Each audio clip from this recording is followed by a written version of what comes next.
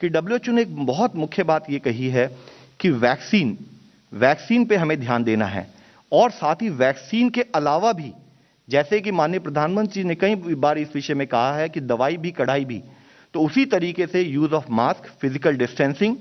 और hand and respiratory hygiene भी हमारे लाइफ में उतना ही इंपॉर्टेंट पार्ट प्ले करें वैक्सीनेशन के बाद भी। तो इस विषय में हम आपसे रिक्वेस्ट करना चाहेंगे कि वैक्सीन्स अलॉन्ग विद वैक्सीन्स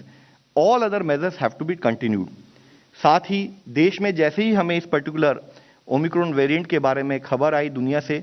तो हमने अपनी इंटरनेशनल ट्रैवल एडवाइजरी को थोड़ा और रेस्ट्रिक्ट किया और उसके बेसिस पर कार्य शुरू किया, जिसके बारे में मुख्यतः हम बताना चाहेंगे कि हमने दुनिया के सभी देशों को 2 भागों में डिवाइड किया। कंट्रीज जहां पर या तो अधिक केस आ रहे हैं या ओमिक्रॉन वेरिएंट पाया गया है, और रिमेनिंग अदर कंट्रीज। तो हमने यह डायरेक्शन इशू की है या एडवाइजरी इशू की है कि जो कंट्रीज एट रिस्क हैं वहां पर 72 घंटे से पहले वाले टेस्ट के अलावा भी अगर कोई यात्री वहां से आते हैं तो उनको कंपलसरी आरटीपीसीआर टेस्टिंग एयरपोर्ट पर करानी पड़ेगी, और अगर उनका रिजल्ट पॉजिटिव आता है तब क्लिनिकल मैनेजमेंट प्रोटोकॉल के द्वारा उनका इलाज किया जाएगा, और उसके साथ ही उनका सैंपल जीनोमिक सीक्वेंसिंग के लिए भेजा जाएगा कि कहीं उसमें ओमिक्रॉन वेरिएंट तो नहीं है। इसके साथ ही अगर उनका टेस्ट नेगेटिव आता है तो हम उनसे रिक्वेस्ट करेंगे कि वह होम क्वारंटाइन में 7 दिन रहें, और 7 दिन होम क्वारंटाइन में रहने के बाद 8वें दिन फिर से रीटेस्टिंग कराएं। इसी के साथ ही फिर अगर उनका वहां पर भी नेगेटिव आता है तो वायरस का इंक्यूबेशन पीरियड क्योंकि 14 दिन माना जाता है, तो हमने उनसे रिक्वेस्ट की है कि उसके बाद भी 7 दिन नेगेटिव होने के बाद भी, यानी कि पूरे 14 दिन के पीरियड के लिए वो सेल्फ मॉनिटरिंग की उस स्थिति में रहें।